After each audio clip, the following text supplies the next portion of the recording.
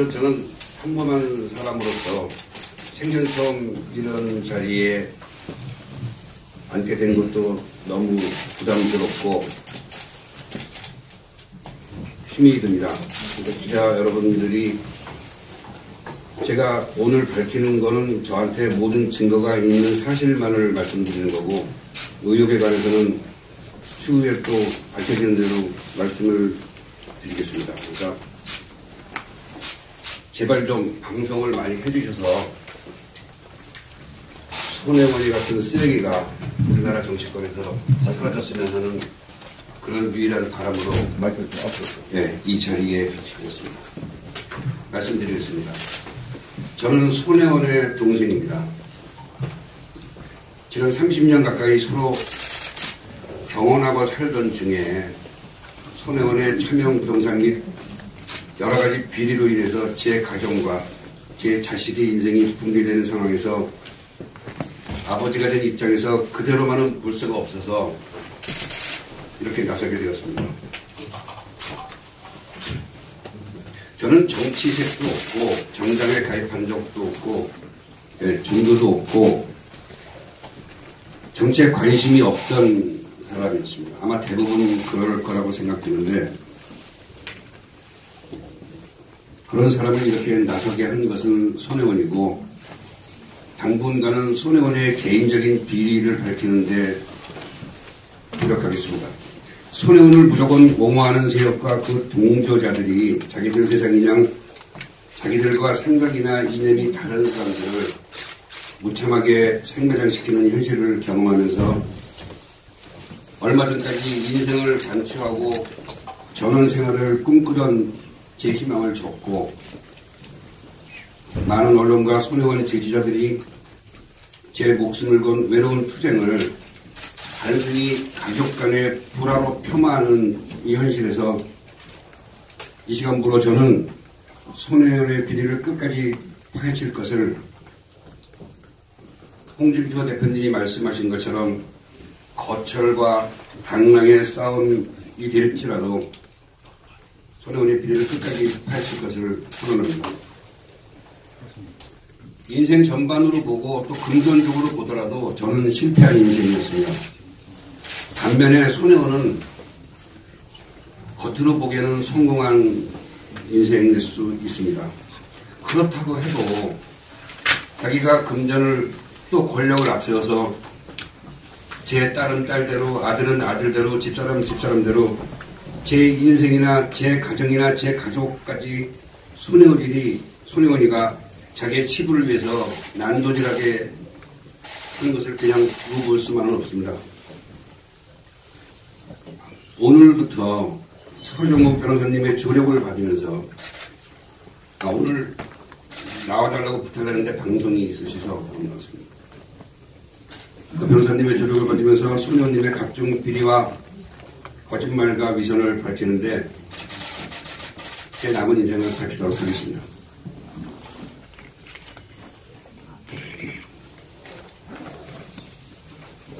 사실은 어저께 다른 유튜브 방송 나가서 저녁 때 갑자기 예정이 없던 방문해서 인사를 드리면서 얘기하다가 갑자기 방송을 찍었는데, 오늘부터 손혜원의 비리 제보 및 추적단을 출범하겠습니다. 지금은 도와주시는 분이 2분 계시고 저까지 3명인데 여러분들이 저를 도와주셨으면 합니다. 같은 뜻을 가진 봉사자를 기다립니다. 황후의 밥과 거린의 천일전정 같이 웃고 유종의 미를 거둘 수 있는 사명감 있는 몇 분을 정말 애타게 구하고 있습니다.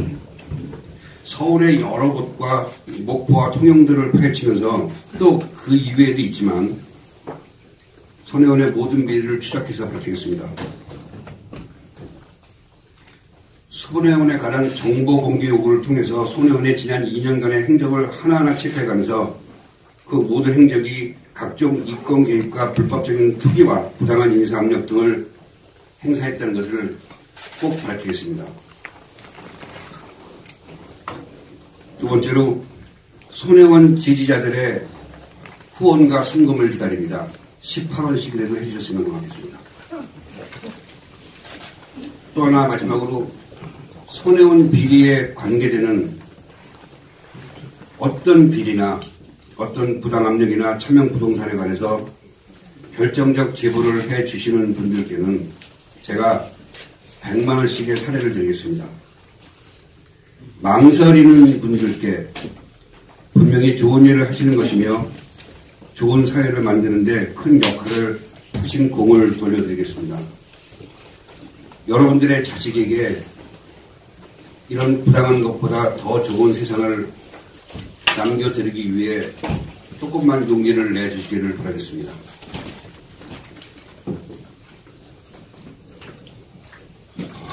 집중의 관계 편에 계속 설명해주세요. 예, 그대로. 제가 확인한 바로는 손혜원이가 목포에 있는 부동산을 평당 30만 원에서 100만 원 정도에 사들였습니다. 그 큰 길 대로변에 있는 거는 100만 원, 120만 원까지도 있었고 구석에 있는 거는 30만 원짜리도 있었습니다. 근데 지금 저희가 저처럼 목포 많이 가고 저랑 도와주시는 분 중에 한 분도 지금도 목포에 있는데 제가 지금 말씀드리는 건 과장도 아니고 그쪽에 다 알아보고 부동산도 그렇고 실제로 매매하는 걸 다 알아봤는데 지금 30만 원 정도 하는 게 150만 원, 100만 원 하는 게 700만 원까지 올라 있습니다. 손혜원이가 제 아들 명의로 된 창성장 옆에 있는 건물이 몇백만 원 오르지 않았다고 하는데 그 당시까지는 모르겠습니다. 지금은 엄청나게 올랐습니다.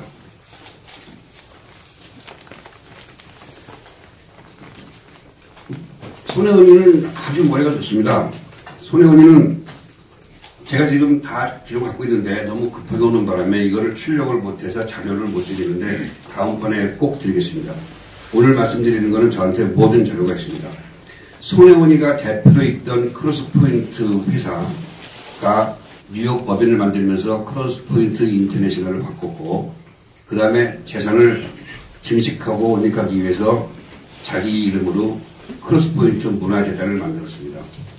국회에 들어오면서 매형인 정건의 이름으로 바꿨지만 여전히 손혜원 거고 손혜원의 영향력 아래 있습니다. 그 크로스포인트가 꽤 오래된 법인인데 거기 정관을 보면 2017년 3월 3일 손혜원이가 부동산을 집중적으로 매입하던 3월 달에 부동산을 구입하고 투기를 하기 위해서 혹시나 다른 문제가 생기지 않을까 생각해서 자기 말로 자개장 같은 거 이런 낮은 칠기를 하는 문화재단이 갑자기 2017년 3월 4일 부동산 매입 및 그런 부동산 관련 업을 추가를 해놨습니다. 3월 3일입니다. 2017년. 그때부터 부동산을 매입하기 시작합니다. 손혜원이 목포 시민들에게 서울 사람들에게 절대 부동산을 집이나 땅을 팔지 말라고 해놓고 뒤로는 쉼터를 운영하는 정정숙이나 그 당시 문화재청장이었던 나선아를 이용해서 부동산을 엄청나게 매입하기 시작합니다.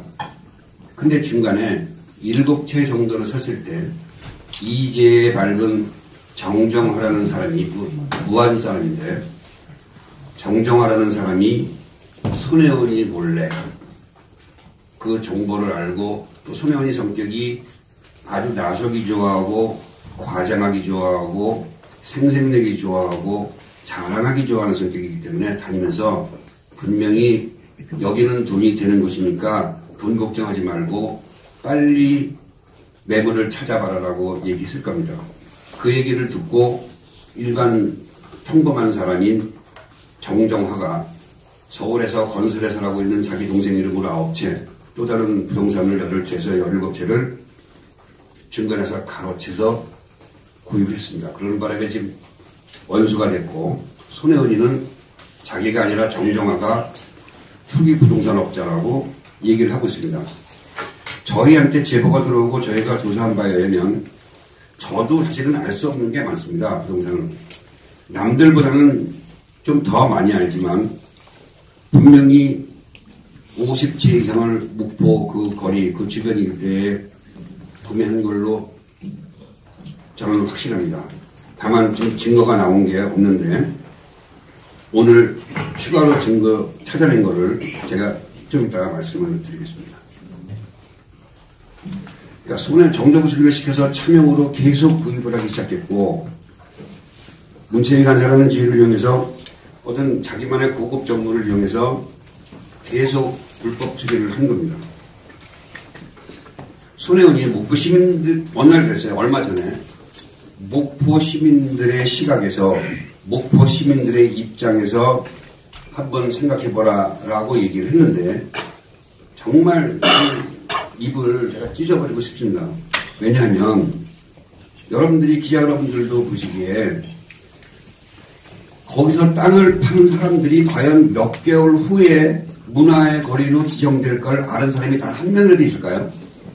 손혜원이 그 사람들한테 땅을 살 때 이게 몇 개월 후에 문화의 거리로 지정이 되고 문화재로 지정이 되고 여기가 사람들이 많이 올려오고 한다는 얘기를 과연 하면서 그 부동산들을 샀을까요? 절대 그렇지 않습니다. 겉으로는 아닌 척하고 땅을 팔지 말라 해놓고 차명으로 목포에 쉼터를 운영하는 그래서 인맥이 많은 정정수기를 내세워서 각종 부동산을 다 매입을 했습니다. 그곳에 있는 집들은 거의 판잣집이고 사람이 살 수가 없는 집들이 대부분입니다. 어떤 분들은 그거를 팔려고 내놨는데 10년간 못 판 사람도 많고요. 최근 2년 동안에 그 사이에서 매매됐던 땅이 4채입니다. 거기 있는 사람들끼리.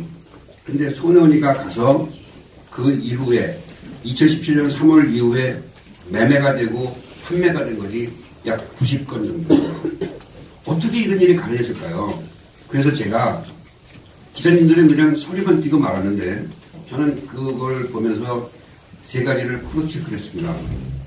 딴 데서 얘기했기 때문에 아시는 분은 아시겠지만 다시 한번 말씀드리겠습니다. 2017년 3월 이후 첫 번째는 그랬습니다. 3월 이후에 매매가 된 거. 근데 그 사는 사람이 서울 사람일 것. 또 나이가 그렇게 많지 않을 것. 이 세 개를 공통적으로 갖고 있는 소리를 집중적으로 제가 찾기 시작했습니다. 근데 일반 분들이나 기자님들은 그게 나왔다 하더라도 손혜원이 부정하고 매매한 사람이 부정하면 도저히 그게 누군지를 알 수가 없는 거죠. 저한테 지금 약 70건 정도의 서류가 있습니다. 그 사람들을 하나하나 찾아다니고 있는데 거의 만나주질 않습니다. 그 중에서 유일하게 맞는 사람이 한 명 있는데 배를 누르고 사정을 얘기하니까 젊은 친구가 설명을 하더라고요. 자기 어머니가 목포에가 고향이고 자기가 큰 돈 아니래서 거기에 어머니를 위해서 샀는데 하필 이런 시기에 걸쳐서 자기도 좀 신경이 쓰인다. 당당한 사람이라면 그렇게 저희한테 얘기를 했어야 옳습니다.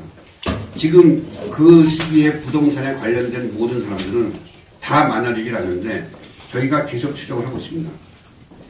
자, 거기서 실제로 확인된 100% 확인된 부동산, 차명 부동산을 밝히겠습니다. 우선 장병인이라는 사람입니다.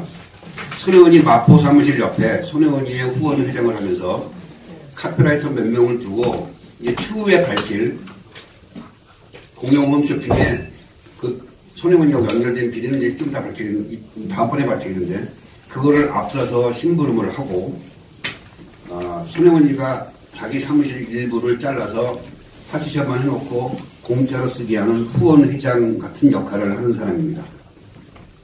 이 사람이 68년생이고 여기 마포 신수동에 살고 있습니다.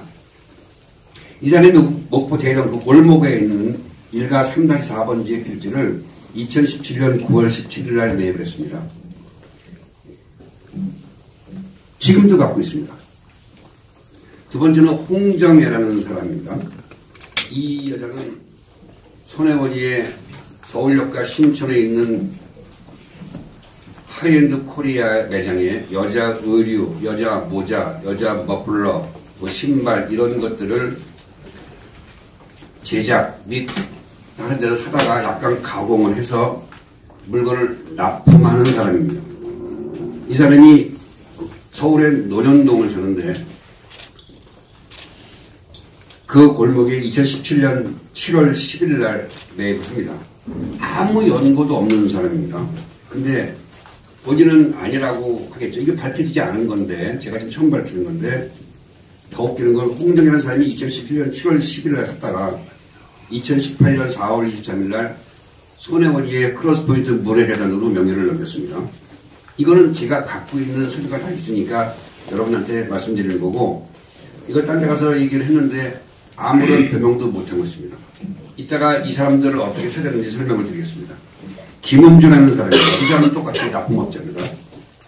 이 사람은 상봉동에 집을 사는데 그 골목에 두 채의 집을 지금도 보유하고 있습니다. 조수희라는 여자입니다.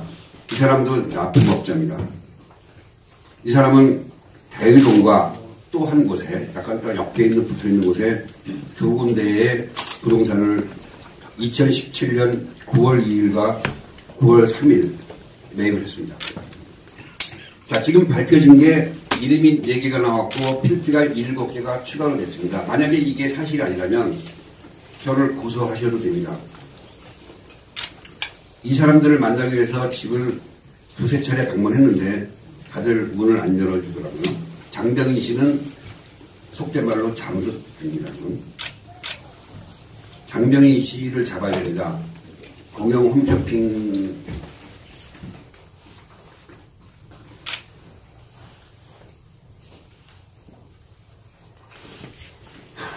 공영 홈쇼핑의 대표는 손혜원이하고 정말 막한 사이고 그 수의 계약을 해서 지금 했다는 의혹 지금 저한테 증거가 없습니다.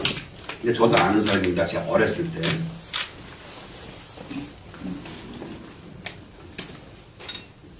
혹은 어떤 방송에서 옛날 사귀었던 사람이라고 하는데 저도 그렇게 알고 있습니다. 아니면 아닌 거고요. 근데 저도 아는 사람입니다. 그래서 이제 그거는 내용은 따로 하고 있는데 다음번에 제가 밝히도록 하겠습니다. 다른 곳에서도 이 관계를 캐고 있더라고요. 그 다음에 그 남산에 4개가 있습니다. 어저께 제가 출연했던 거에 방송을 보셨던 분도 혹시 있을지 모르겠는데 남산 4개까지는 제가 압니다. 왜냐하면 제 딸이 대학을 졸업하면서 제가 집에서 하도 청소를 안 하길래 이게 처음 하는 겁니다. 청소를 안 하길래 제가 어느 집 부모라면 그렇게 말할 수 있잖아요. 너 엄마한테 설거지도 안 해주고 도와주지도 않을 거라면 그리고 청소도 안 하고 너무 더럽게 했으니까 너 그러려면 집 나가 그랬어요. 대학생 때. 그러면 보통 아이들은 사과를 하고 아빠 잘못했어요. 일 좀 도와드릴게요. 이러는 게 보통인데 그 얘기를 듣고 얘가 손혜원이를 찾아갑니다. 손혜원이가 잘됐다. 집 나와. 그래서 대학 때부터 집을 나갔습니다. 그래서 손혜원이가 거처를 마련해 준 게 바로 이 콘도입니다. 그 이후에 돌아올 수 있는 기회도 있었지만 제 딸에게 광고를 소개해주고 지금 연예인인데 여기가 손가영이라고 합니다.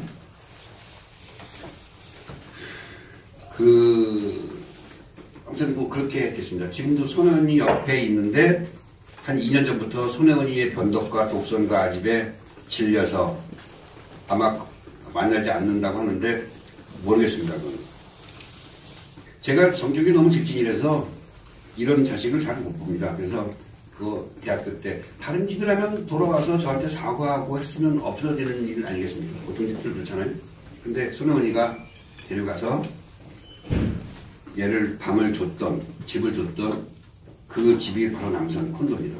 근데 그 당시에 그래서 얘기를 들으면서 4채까지 전 가보지도 않았어요. 그 당시에는 이번에 가서 보는데 4채까지 있었는데 그 위에 분명히 더 있을 것이라 하고 지금도 저희가 뒤지고 있습니다. 근데 어저께 제가 발표한 것 중에서 이 이후에 추가로 분명히 있을 건데 그 중에 하나는 불과 얼마 전에 손혜원이의 큰오빠, 제 큰형의 이름이 손국이라는 이름으로 명의 변경을 하고 팔았어요. 왜 명의 변경을 하고 팔았는지는 모르겠는데 아무튼 그렇게 팔고 또 하나는 손혜원이가 진짜 팔았습니다. 근데 제가 지금 듣기로는 건이 있는데 어저께 얘기했는데 손혜원이가 판매한 가격이 8억입니다. 이게. 근데 손혜원이가 판매하고 그거를 사는 사람이 2년 남짓 만에 다시 팔았는데 16억입니다. 그래서 제가 부동산 가서 물어봤어요. 손혜원이가 팔았을 당시에 부동산 가격이 이 아파트가, 이 빌라가 아주 고급 빌라입니다. 얼마 정도 받느냐. 그러니까 평균 금매물이 12억, 그렇지 않으면 13억이 나갔다고 그래요. 그렇지 않습니까? 우리나라에 남산에 있는 콘도가 2년 사이에 8억에서 16억 오르는 게 없지 않습니까? 그래서 어저께 제가 얘기는 분명히 다운 계약서일 것이다. 계속 조사하고 있습니다. 거의 그렇지 않을까라고 생각합니다. 그 이후에 있는 거 전체 그 남산에서 해방촌 내려가는 하얏트 호텔에서 힐튼 호텔 사이에 있는 전반적인 고급 빌라를 저희가 다 끼고 있습니다.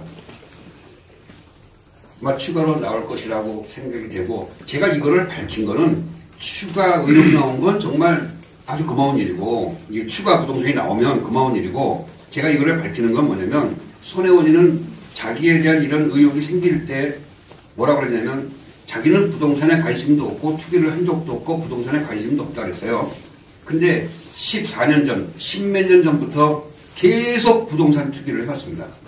심지어 저희 어머니가 정릉에 살았어요. 아버지 돌아가시기 전까지 같이. 저도 거기서 살았습니다. 근데 거기 지하에 방이 있으니까. 그거를 어머니가 연로해서 혼자, 아버지 돌아가시고 혼자 사시기가 좀 어려우니까 손혜원이가 요양원이라는 데 어머니를 집어넣었어요. 제가 모시고 사는 것도 아니고. 그러면서 그 집을, 어머니의 이름으로 돼 있던 집을 자기 이름으로 바꿉니다. 그래서 그때 제가 그랬어요. 집사람하고 저거는 우리가 잠깐 생각했어요. 근데 손현이가 세를 주고, 그 당시 분명히 기억합니다. 야, 이 동네가, 실제로 그랬습니다. 이 동네가 재개발로 되는데 이걸 지금 왜 팔어? 그러면서 정말 제가 알기로 한 10년 가까이 이상 갖고 있었습니다. 결국에는 올라서 팔았습니다. 그 이름도 자기 이름이 아닌 매형 이름으로. 그 당시에 얘는 남산에 있었죠. 그런 그 종로 거. 자기 지금 집이 제가 알기로 있기는 한 20억 가까이 되는데, 그것도 지금 몇 번 팔아갖고 계속 이득을 남긴 걸로 알고 있고. 그러니까 이런 게 다 일반 사람들은 알 수가 없는 얘기죠. 이런 게 있는데 자기는 부동산도 모르고, 부동산 투기를 한 적도 없고, 거기서 이득을 남긴 적도 없다라고 얘기를 합니다. 제가 안 밝히려다 밝힌 건데, 뉴욕의 맨하탄에 셰필드 콘도라고 있는데 10억 이상이 가는 그런 콘도입니다. 손혜원이가 뉴욕 법인에 저는 비자금이 있다라고, 비자금 창고라고 생각을 하는데 증명은 없습니다. 그런 의혹이 있고 지금도 조사 중인데, 거기에 10억이 넘는 아주 최상위 특A급 콘도를 2채를 사고 팔았습니다. 이거는 뉴욕 신문에 났습니다. 근데 그거를 중요한 건 제가 알면서도 한동안 얘기 안 했던 게 뭐냐면, 손혜원은 여기 있으면서 거기를 심부름을 시키고 계약할 때 대행을 시켰던 게 바로 아까 말씀드렸던 제 딸입니다. 손가영이. 그래서 제가 연루되는 게 싫어서 얘기 안 하려다가 이왕 밝히는 거, 아버지까지 밝히고 있는데 뭐 저는 목적이 이런 사람들을 비난하는 게 아닙니다. 손혜원이의 비위를 밝히는 거니까 여러분들이 좀 이해를 해주시면 고맙겠고요. 손혜원이의 첫 번째 거에는 은행 대출이 43만 불이 들어가 있습니다. 근데 한 30만 불 정도가 현금이 들어갔고, 뒤에 거는 제가 지금 파악하고 있기로는 은행 대출이 없어요. 9만 7천 불 정도, 97만 불 정도 하는데 10억이 넘습니다. 그러니까 과연 이게 정상적으로 외환관리법 위반이 없이 그로 돈이 갔느냐, 아니면 다른 경로로 들어갔느냐, 아니면 뉴욕 법인의 비자금이 들어갔느냐, 그거를 조사하고 있습니다. 곧 밝혀집니다. 손혜원이가 지금 당황하고 있다는데, 그게 뭐냐면, 제가 일반 평범한 사람이고 여러분들 앞에 서 있는 이런 자리도 처음일 뿐더러 평생에 이런 일을 해본 적이 없는 사람이기 때문에 지풀에 나가 떨어질 거라고 생각을 한 모양입니다. 근데 어느 부모가 가정이 깨지고 자식들이 전과자가 되는 입장에서 가만히 있을 수 있겠습니까? 제가 이렇게 폭넓게 알고 깊게 조사할 줄은 손혜원이는 아마 상상을 못했을 겁니다. 근데 저는 지금 제가 밝히는 것보다 훨씬 많은 걸 알고 있는데, 중간에 있는 선의의 피해자나 이게 정치적으로 비화되는 거 원하지 않기 때문에 정말 자제하고 가고 있습니다. 손혜원이가 11억 대출, 손혜원이 돈이 없었어요, 현금이. 왜 제가 그거 어떻게 하냐. 저희 집사람이 5년 6개월 동안 신촌점과 서울역점에 손혜원이 오냐, 저는 몰랐었습니다, 진짜로. 그걸 알면서 거기 간 게 난리 났습니다. 그리고 여러분들 알다시피 제가 강남에 엄청나게 큰 식당들을 몇 개를 운영을 하면서 다른 사건에 연루돼서 거기에 고소를 당해서 교도소를 갔다 왔습니다. 그래서 이 내용을 몰랐고 알면 제가 그 안에서 펄펄 뛰고 할 게 뻔하기 때문에 집사람이 저한테 얘기를 안 했어요. 집사람이 저를 알거든요. 그래서 알는 건데 거기 매출이 형편없습니다. 서울역 같은 경우에 어떤 날은 뭐 30만 원 팔 때도 있고 많이 파는 날은 뭐 한 300만 원 파는 데도 있고 이렇습니다. 근데 거기 세가 지금 1,400만 원인데 그것도 지금 특혜를 조사하고 있는데 다른 서울역 안에 있는 모든 매장은 수수료 매장입니다. 아시죠? 무슨 말인지. 거기에서 판매되는 물건의 몇 프로를 수수료 내게끔 되어 있는데 손혜원이 매장만 아닙니다.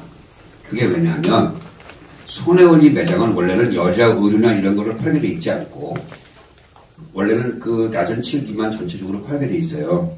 근데 가끔 가다가 낮은 칠기를 뭐 서울역 대학길이니까 구경하다가 가는 사람들도 많은데 실제로 관심이 있어 하고 뭐 거기에 뭐 고위 공직자들 그 부인들이 많이 다녀갔지만 또 얘기하면 손이 피해자가 될 것 같으니까 제가 얘기는 안 하겠는데 그분들이 와서 관심을 갖고 있으면 남산에서 내려옵니다. 지금 여러분들이 알고 계시는 문화재단 박물관이라고 하는 거기 가면 반다지 조그만 거 하나가 3, 4천만 원 12폭짜리 장 하나가 2억 3억입니다. 그런 걸 사는 사람들이 있어요. 일반 자개장이 아니고 앞에 자개, 위, 옆, 밑에까지 자개가 다 뒤까지 다 붙어 있습니다. 그런 자개를 팝니다. 근데 서울역에서는 좀 이제 어설픈 거 좀 갖다 놓고 진짜 파는 건 다 위에 있습니다. 근데 그렇게 팔면 수수료 매장의 수수료 관계가 복잡하게 될 것 같으니까 손혜원이 한번 재계약을 했는데 1,400만 원 임대료 내는 걸로 계약을 했습니다. 이것도 분명히 특혜입니다. 아마 이번에 철수한다고 하는데 철수했으면 좋겠습니다. 그리고 서울역 가보시면 알겠지만 다른 매장은 똑같이 돼 있는데 손혜원이 것만 툭 튀어나와 있어요. 앞으로. 그게 보통 특혜가 아니거든요. 사실. 그래서 지금 부동산을 했는데 다른 거는 밝혀졌고 현지 신문에도 났고 제가 다 갖고 있습니다. 소리도. 그리고 여러분들이 궁금해하시는 목포의 부동산 차명부동산이 24개 이외에 7개가 더 밝혀졌다는 것을 분명히 말씀드리고 지금 저희가 조사하고 있는 게 약 한 45개 정도가 있습니다. 그 중에 반 이상은 생각해 보십시오. 서울에 사는 20, 30대 남자아이들, 여자아이들도 있어요. 그런 아이들이 그 시기에 다른 사람들이 부동산을 내놨는데 5년, 10년 안 팔렸던 것들을 어떻게 그 시기에 서울에 있는 아이들이 매매할 수가 있을까요? 살 수가 있을까요? 제가 이따가 말씀드리겠지만 검찰에 가서도 이 얘기를 했었어요. 그래서 차명으로 나온 사람들, 제 아들 거는 밝혔지만 또 이 손혜원이의 보좌관, 조 보좌관이라는 여자의 딸, 또 이 나쁜 많은 선생인 최옥희라는 여자의 딸, 22살이에요. 둘 다. 대학 다니고. 그런 아이들이 목포를 가서 운영한다고 의기투합했다고 손혜원이가 얘기하는데 단 일면식도 없는 사이예요. 3명은. 근데 그런 사람들하고 똑같이 지금 많은 숫자가 서울에 있는 젊은 친구들이 그 시기에 목포를 가서 물건을 샀다는 겁니다. 그래서 제가 검사님한테 그랬어요. 이 사람들을 우리가 조사하기에는 저도 모르는 이름이니까 아직은 접점이 나오지 않으니까 이 사람들의 통장을 까면 손혜원이 돈이 들어간 거 뻔하지 않느냐. 아니면 그 사람들이 그 젊은 친구들이 그 돈을 큰 돈은 아니지만 1억 몇천만 원부터 보통 3, 4천만 원짜리 이상들은 다 있거든요. 그런 돈을 그런 친구들이 과연 통장에서 돈을 냈으며 무슨 돈으로 했는지만 밝히면 이게 알 거 아닙니까? 라고 말을 했어요. 이따 제가 거기에 관계되는 건 따로 말씀을 드리겠습니다. 아무튼 지금 발견돼서 100% 확실한 건 11개입니다. 지금 차명을 갖고 있는 것도 중요하지만 십몇 년부터 손혜원이가 계속 부동산을 투기를 해서 이득을 남겨서 치부를 했다는 것을 분명히 말씀을 드리겠습니다.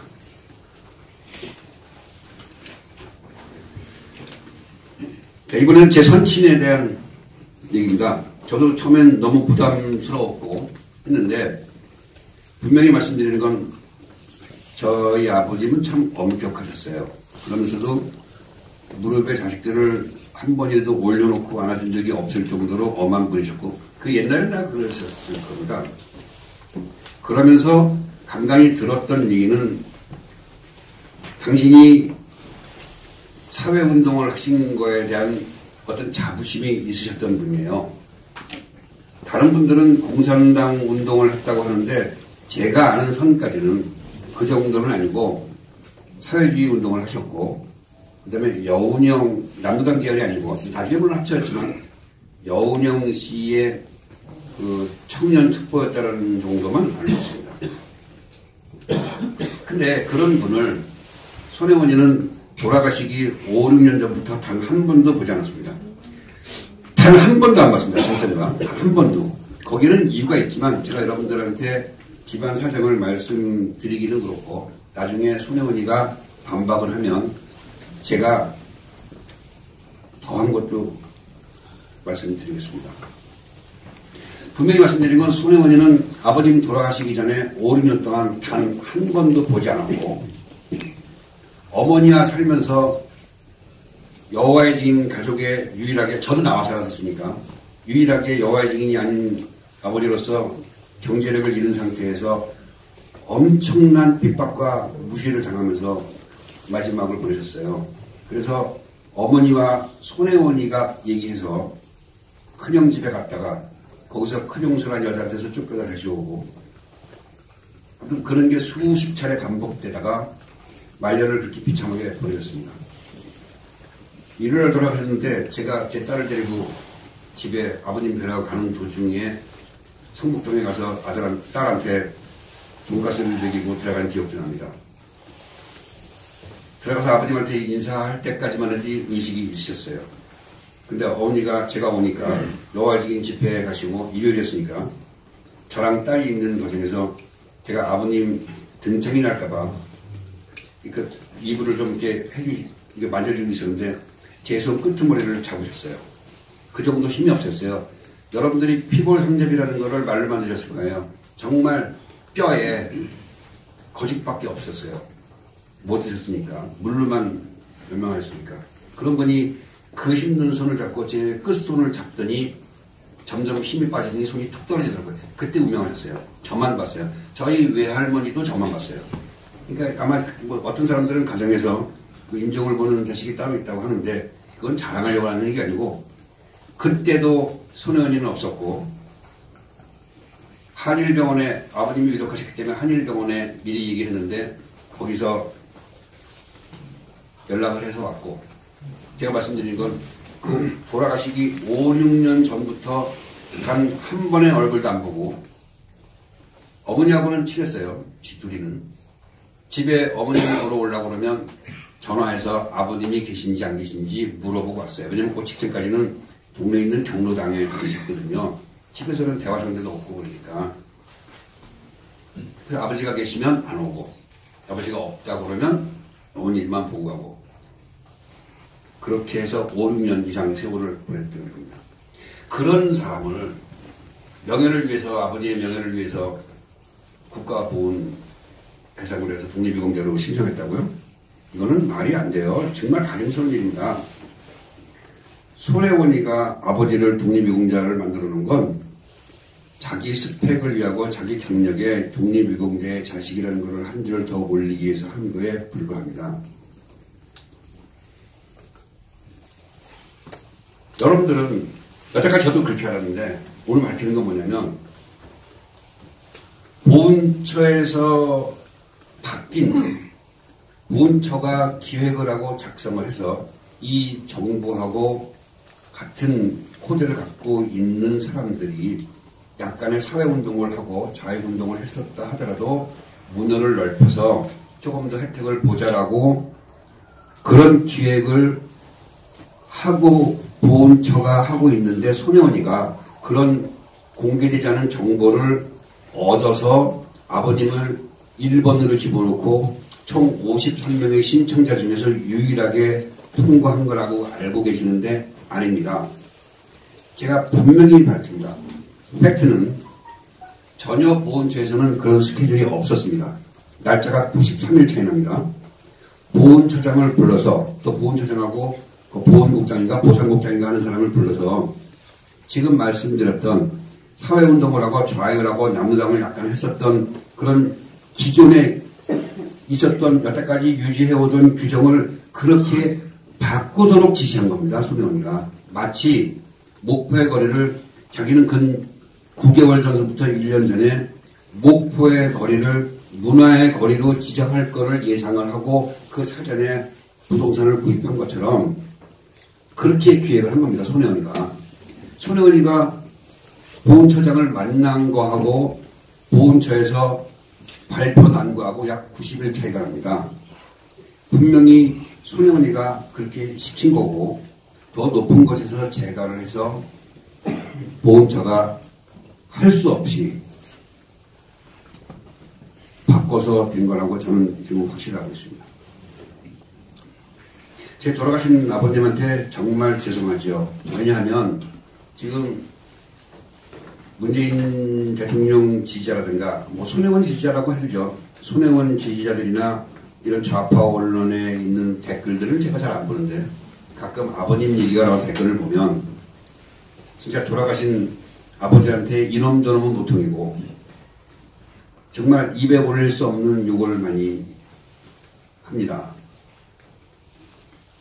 또 우파도 뭐 그런 사람들도 있고요. 그 돌아가신 아버지를 그냥 내버려 두시지 지금 손혜원이가 자기 욕심에 이렇게 만든 거를 절대로 용서를 하지 못했습니다. 검찰 조사를 부르지 않고 보통 사건을 보면 사건의 고발인을 불러서 고발인 조사를 하고 피의자를 불러서 피의자 조사를 하고 또 저 같은 저밖에 참고인이 없으니까 참고인을 불러서 조사를 합니다.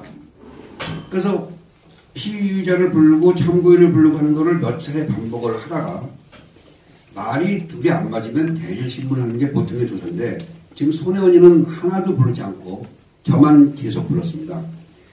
마지막에 갔을 때 제가 여기 들어갔을 때 사실 저는 신변의 위협을 느끼면서 들어갔어요. 저를 어떤 구치소에 독방에 가둬도 할 말이 없는 상황이었기 때문에 제가 나가서 여기 혹시 오셨는지 모르겠는데 그 당시에 친했던 SBS 기자님 제일 먼저 저를 만났던 분입니다. 조선일보 기자님, 동아일보 기자님 이런 분들에게 제가 저녁 11시까지 연락이 안 되거나 전화를 받지 않으면 잘못된 거니까 저 좀 찾아주세요 하고 정말 떨리는 발걸음을 하고 들어갔습니다. 제가 들어간 이유는 그렇습니다. 과연 검찰이 이거를 열을까 닫을까 판단이 안 서서 제가 직접 경험을 해보려고 들어간 건데 검찰도 마찬가지였습니다. 이 검찰에서 부부장 검사님이 직접 저를 조사하셨는데 이방현 검사님이라고 옛날에 박영수 특검에 계시던 분이에요. 제가 아무래도 뭐 정권하고는 좀 친해지신 분인데 그래도 검찰인데 하지 않을까 했는데 모든 수사의 방향이 손혜원이를 조사한다기보다는 제가 어디까지 알고 있는지를 조사하는 것이었습니다. 그래서 더 이상 여기는 출두할 필요가 없다라고 판단해서 그 이후에 전화도 끊겼고 그 이후에 제가 가지 않습니다. 마지막 날 제가 검찰 조사를 들어갔을 때 30가지의 증거물과 약 5시간 정도의 수사 기록을 꽤 많습니다. 그 앞에 수사 기록이 있었고 30가지의 증거물과 5시간 정도의 수사 기록을 저에게 다 끝나고 제가 그만하자고 그랬어요. 그날도. 그랬더니 한 6시, 7시쯤에 이제 제가 그만하자고 그러니까 그만했습니다. 그랬는데 그 전에는 계속 그 규칙을 지키면서 했는데 이날은 그 서류를 저한테 읽으라고 보통 보여줍니다. 끝나면. 그래서 오타가 있는지 잘못된 게 있는지 더 할 말이 있으면 쓰라고 이렇게 줍니다. 그 서류를 제가 진술한 내용을. 그리고 다 읽고 이상이 없으면 각 장마다 간인을 다 찍습니다. 그러면 검찰도 빼도 박도 못하는 거죠. 근데 그날은 그 많은 소리를 저한테 검토도 안 시키고 간인도 안 찍고 그냥 저보러 가라는 것이었습니다. 저는 알고 있죠. 왜냐면 여러분들 알다시피 전 사기 전과자입니다. 검찰 조사 받아봤거든요. 그러니까 기존 기록 철에 추가 편철을 하지 않겠다는 겁니다. 그래서 저도 알고 있었지만 제가 저를 지금 도와주시는 서종훈 변호사님께 다 말씀을 드렸어요. 그랬더니 그거는 당연히 편철을 안 하겠다고 누락을 시키겠다는 거라고 말씀을 하셨고, 제가 그분이 그날 또 진본을 달라고 그러시더라고요. 그래서 진본을 못 주고 복사본만 제가 줬어요. 그랬더니 진본 저한테 다 있고요 지금. 그랬더니 그 증거물과 그날 진술했던 그런 내용을 제가 기억을 잘 해서 작성해서 남부검찰청 민원실에다가 접수하면 누구도 그거는 누락시키지 못한다. 검찰 접수인이 치기 때문에 어저께 그 서종 변호사님이 그 방법을 알려주셔서 다음 주에 이거를 하기로 했고요. 그 다음에 제가 어디서 고소를 한 사건이냐고 물어봤는데 당연히 알려줘야 된다고 그러는데 제가 만날까봐 알려주지 않았습니다. 근데 알고 보니까 네 군데서 시민단체에서 했는데 여기 자유연대도 또 고발이 됐습니다. 그래서 제가 검찰한테 요구합니다. 손해원은 아니라고 하고 저는 맞다고 하고 증거도 있는데 그렇게 말이 틀리면 빠른 시일 내에 대질신문을 시켜주시기를 간곡히 부탁드립니다. 부부장 검사님. 또 목포시청과 지금 이것도 마찬가지예요. 전혀 움직이지 않다가 여기 혹시 그 문화일보 기자님 오셨나요? 그분이 정말 저는 고맙습니다. 정말 사정을 했어요. 그분이 문자가 왔길래 제가 다른데 유튜브 나간 내용을 읽어보시고 한 줄일만이라도 좋으니까 좀 기사화 시켜달라고 얘기를 했어요. 그러면 제가 갖고 있는 모든 자료를 도와드리겠습니다. 그랬더니 기사가 났어요. 문화일보 기사 나니까 다른 방송에서도 조금씩 나오더라고요.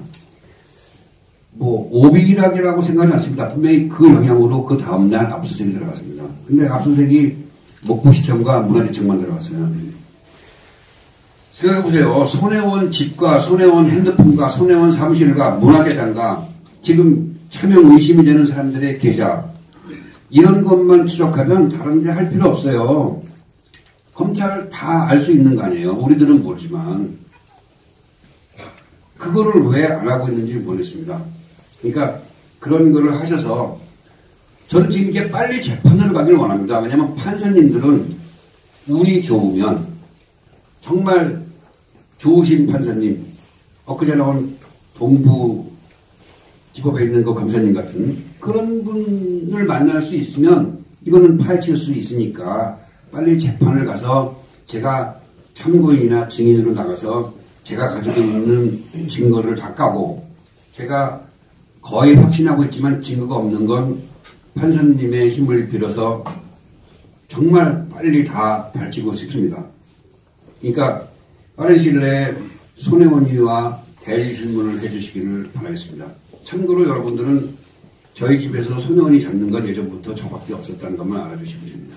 온 가족이 손혜원이의 금권에 휘둘리고 있고 그러니까 이해는 사실 갑니다.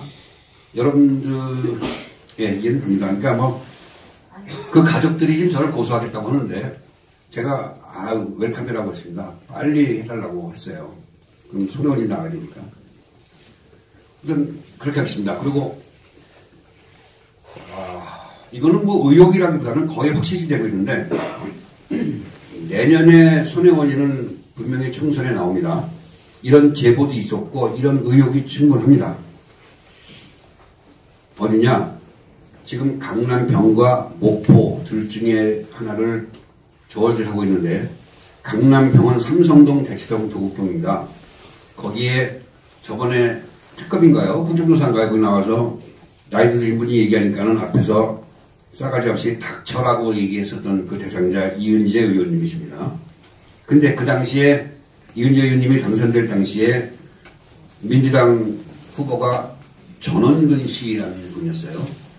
근데 이 절원근 씨가 아주 친분이 있는 분이에요. 경희대를 나오셨고. 그래서 강남 병에 나갈 것이냐 목포에 나갈 것이냐 하는데 손혜원은 불과 얼마 전에 한 달도 안 됐습니다. 그 공공장소에 나가서 공공연히 얘기를 한 내용이 뭐냐면 강남병에 지금 나가면 당장 된다. 강남병에는 승명여중고가 있고 그 졸업생들이 있고 그 가족이 30만에서 35만이다. 그러니까 손혜원이는 아마 승명을 나오면 다 자기를 찍어줄 거라고 예상을 하는가 보죠. 그래서 제가 어저께 말씀드리면서 그 저를 도와주시는 서정원 변호사님하고 그 얘기 했더니 막 웃으면서 손혜원이가 강남병에 나오면 변호사님이 나오신답니다. 이길 수 있다고. 손혜원이가 어디로 나갈지 모르지만 분명히 출마합니다. 여러분 생각해 보세요. 예전에 손혜원이가 민주당 홍보위원장으로 들어올 당시에 했던 말 기억하시나요? 어떤 기자님이 절대 혹시 정치권에 들어가시려고 여기 들어오셨습니까? 라고 하니까 저는 절대 정치 안 합니다. 출마 안 합니다. 라고 그랬어요. 그거 몇 개월 만에 국회의원 공천받았잖아요. 마찬가지로 정말 아니라면 다행입니다. 출마를 안 한다면 국가를 위해서 다행인데 제 생각에는 거의 끝물에 다른 사람들이 써먹은 것처럼 목포 시민들이 원해서 라는 말이 안 나와야 되는데 만약에 제가 알기로는 거의 확률이 많지만 손혜원이가 어디든지 국회의원 출마를 하게 되면 제가 가지고 있는 모든 힘과 저희 지금 추적단을 발족을 했는데 추적단을 즉시 손혜원 낙선운동 본부로 전환해서 24시간 중 23시간을 싸울 겁니다. 제가 알고 있는 것만 몇 개만 의혹만 제기해도 손혜원이는 안 됩니다. 두고 보죠. 어떻게 되는지. 근데 너무 공연하게 여러 군데서 얘기가 들어오니까 아마 나올 거라고 저는 확신하고 있습니다. 권력의 맛을 본 할머니거든요. 그리고 지금 이 의혹들이 너무 많고 시간이 끌고 가니까 자기가 의원직을 내려놓으면 좀 위험하다고 생각하니까 아마 더 죽기 살기로 나가지 않을까 생각합니다.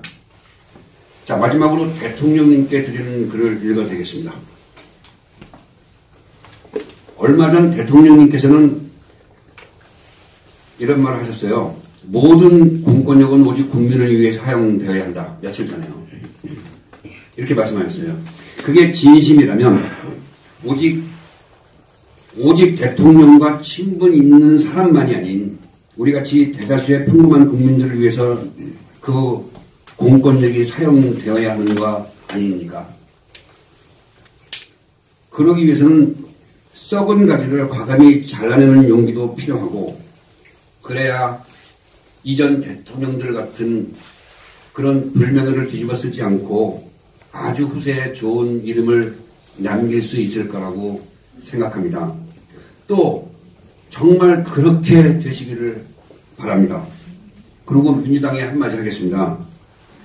지금 손혜원이에게 벌어지는 똑같은 일이 한국당에서 발생했다면 과연 여러분들이 지금처럼 가만히 보고 계실 겁니까? 국회의원의 명예를 걸고 그만 욕먹고 특검에 가주시기를 정말 간절히 바라겠습니다. 이말입니다. 감사합니다.